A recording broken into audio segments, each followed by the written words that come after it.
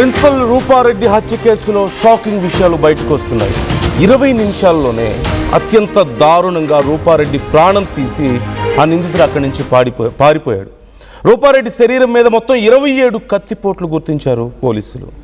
మంగళవారం సాయంత్రం 5:30 స్కూల్ నుంచి ఇంటికి తిరిగి వచ్చారు రూపారెడ్డి.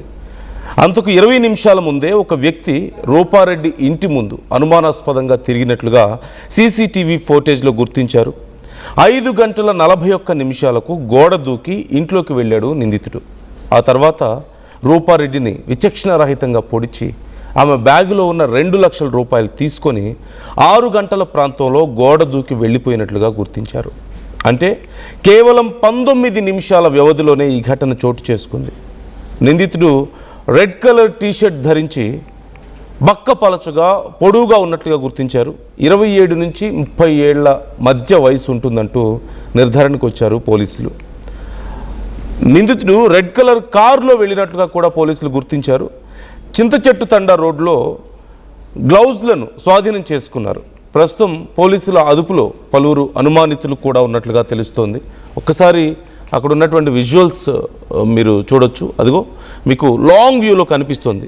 రెడ్ కలర్ టీషర్ట్తో ఉన్నటువంటి ఒక పర్సన్ మీకు అక్కడ కనిపిస్తున్నాడు. సుమారుగా 5:18 సాయంత్రం నడుచుకుంటూ వెళ్ళడం అక్కడ మీకు కనిపిస్తుంది. ఒక రెడ్ కలర్ టీషర్ట్, బ్లాక్ ప్యాంట్లో ఉన్నటువంటి సన్నగా పొడుగ్గా ఉన్నటువంటి ఒక వ్యక్తి అక్కడ నడుచుకుంటూ వెళ్ళడం మీకు కనిపిస్తుంది.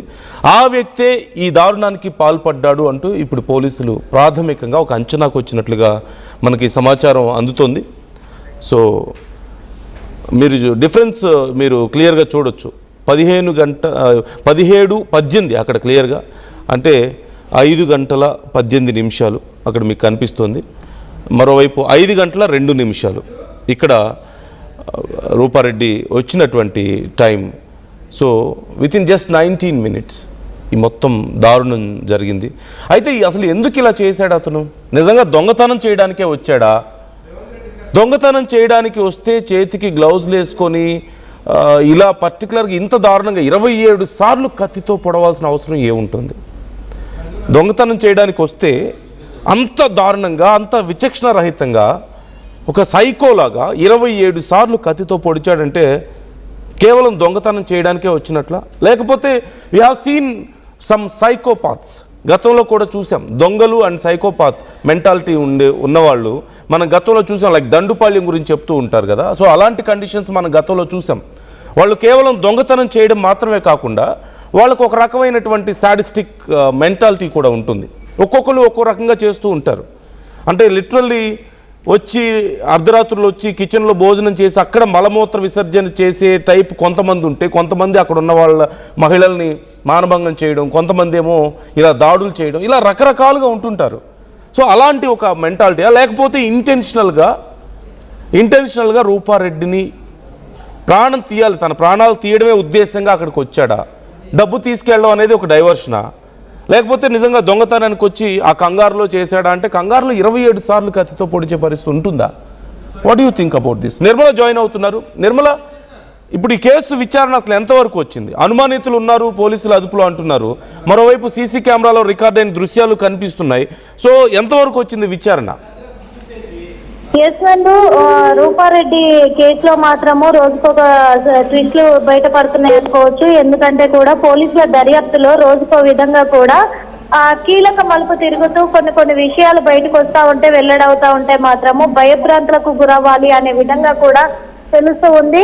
ఎందుకంటే ఇక్కడ సీసీ ఫుటేజ్ ఆధారంగా కూడా పోలీసులు అయితే ఒక వ్యక్తిని గుర్తించడం జరిగింది. మరి ఆ వ్యక్తి ఖచ్చితంగా కూడా 5:30 ప్రాంతంలో రూపారెడ్డి ఇంటికి వచ్చిన తర్వాత 5:45 తను ఇంట్లోకి వెళ్ళుంటాడు అని కూడా గుర్తిస్తూ ఉన్నారు. అలాంటిది తను ఎందుకు ఇంత దారుణానికి ఒడిగట్టాడు? కేవలము 20 నిమిషాల వ్యవధిలోనే ఇంత ఘటనకు పాల్పడ్డాడు అనేది కూడా పోలీసులు కొన్ని అనుమానాలను వ్యక్తం చేస్తూ ఉన్నారు. ఎందుకంటే తనని ఎవరైనా పంపించారా అక్కడికి? పంపించిన నేపథ్యంలోనే, అంటే ఎందుకంటే 3 రోజులు ఇక్కడ రూపారెడ్డి కానీ తన భర్త కానీ లేరు, ఇంట్లో ఎవరు లేరు. వాళ్ళిద్దరు కూడా ఇక్కడ హైదరాబాద్కి తన కుమారుడి వద్దకైతే రావడం జరిగింది. కాబట్టి ఈ 3 రోజులు వాళ్ళు పక్కాగా ప్లాన్ చేసుకున్నారా? మొత్తం ఇంటి ఆవరణలో మొత్తం కూడా పక్కాగా ప్లాన్ చేసుకున్న తర్వాత రూపారెడ్డి కోసం స్కెచ్ గీసినట్టుగా కూడా పోలీసులు అయితే అనుమానిస్తూ ఉన్నారు.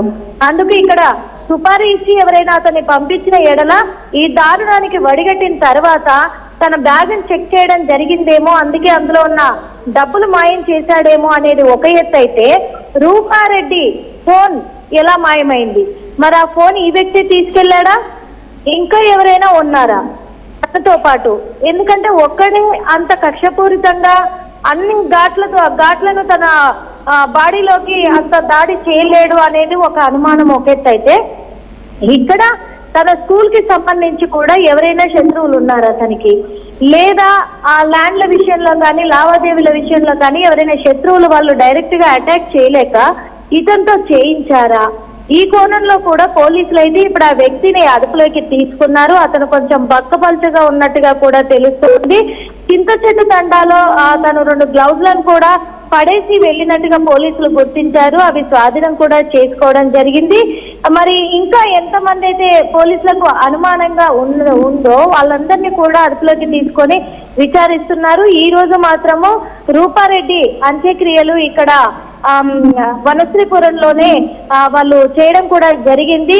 అలాంటిది ఇక్కడ పూర్తయిన తర్వాత కూడా మళ్ళీ రేపు ఎల్లుండి అట్లా వెళ్ళే పరిస్థితులు అయితే కనిపిస్తూ ఉన్నాయి. మళ్ళీ పోలీస్ స్టేషన్ కి వెళ్ళి ఫర్దర్ గా ఇన్వెస్టిగేషన్ ఎంతవరకు వచ్చింది ఏంటి అనే కోణంలో కూడా పోలీసులకైతే పూర్తిగా వాళ్ళు సహకరించబోతున్నారు.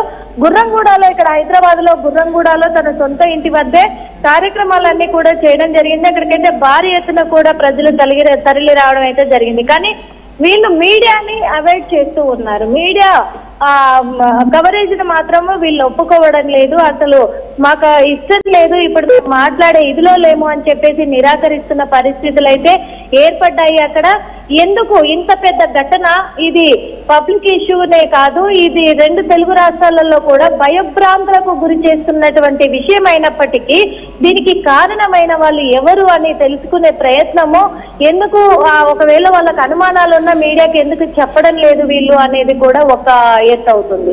అంటే ఈ విషయంలో ఎటువంటి కోణంలో పోలీసులు ముందుకు తీసుకెళ్లబోతున్నారు అనేది ఇప్పుడు కేవలం పోలీసుల మీద కుటుంబ సభ్యుల మీదే ఆధారపడి ఉంది అనేదైతే పర్టికులర్ గా తెలుస్తూ ఉంది నందు. ఎందుకంటే అక్కడ నల్గొండ మల్లెపల్లిలో కావచ్చు, ఇక్కడ హైదరాబాద్ లో కావచ్చు, అక్కడ కూడా మీడియాకి ఎటువంటి సమాచారం అందనివ్వట్లేదు, ఇక్కడ కూడా అందనివ్వట్లేదు. మరి పోలీసులు ఎటువంటి దర్యాప్తు కొనసాగిస్తున్నారనేది ముందు వేచి చూడాల్సిన అవసరం అయితే ఉంది నందు.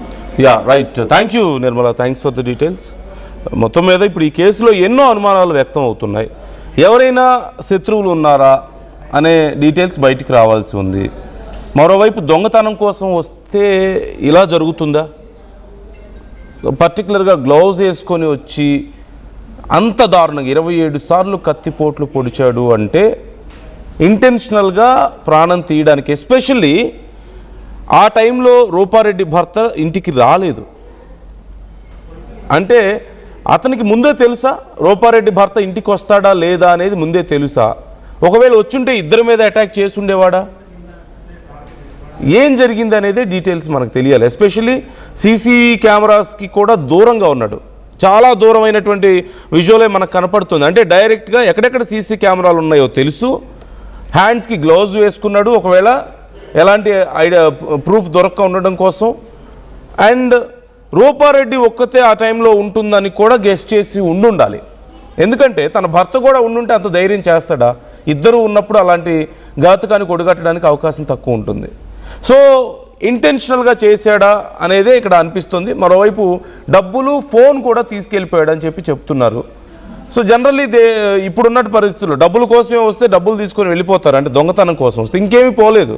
మరి మిగతా బీరువాలు అవి ఇవి పగలగొట్టి ఉండాలి కదా, నగలు ఇంకేమైనా కావాలంటే. ఫోన్ ఎందుకు తీసుకెళ్ళాడు? ఫోన్ తీసుకెళ్తే ట్రేస్ చేయడం ఈజీ కదా. సో ఇలా చాలా క్వశ్చన్స్ ఇక్కడ వస్తున్నాయి.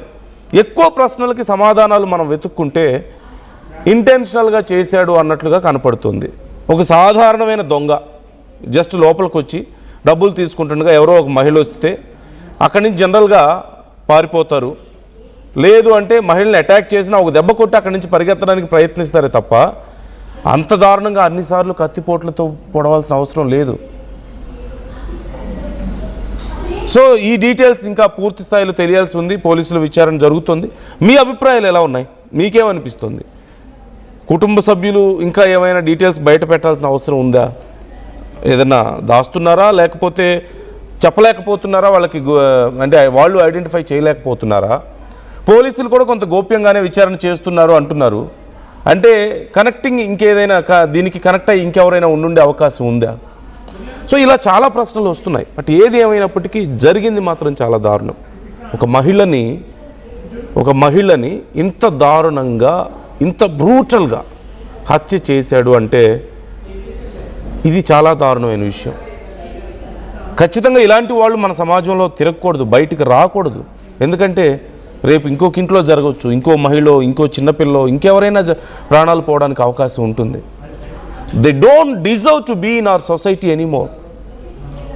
ఖచ్చితంగా వాళ్ళని పూర్తిగా మన సమాజం నుంచి బయట ఉంచాలి. Don't you agree with me? మీ అభిప్రాయాలు ఏంటి ఈ అంశానికి సంబంధించి? కామెంట్ చేయండి. ఒకసారి అధికారులు ఏం చెప్తున్నారో మీరే చూడండి ఈ అంశానికి సంబంధించి. ఈ కొండమల్లపల్లి పోలీస్ స్టేషన్ లిమిట్స్లో మనకి క్రైమ్ నెంబర్ 150/26 ఒక మర్డర్ కేసు నిన్న ఒకటి మనం రిజిస్టర్ చేయడం జరిగింది. దీనికి సంబంధించి ఇవాళ నిన్న క్లూస్ టీమ్ వచ్చేసి అన్ని క్లూస్ అన్నీ కూడా తీసుకోవడం జరిగింది. అదేవిధంగా డాగ్ స్క్వాడ్ కూడా వచ్చింది. మనకి సస్పెక్ట్స్ కూడా మనం ఐడెంటిఫై చేయడం జరిగింది.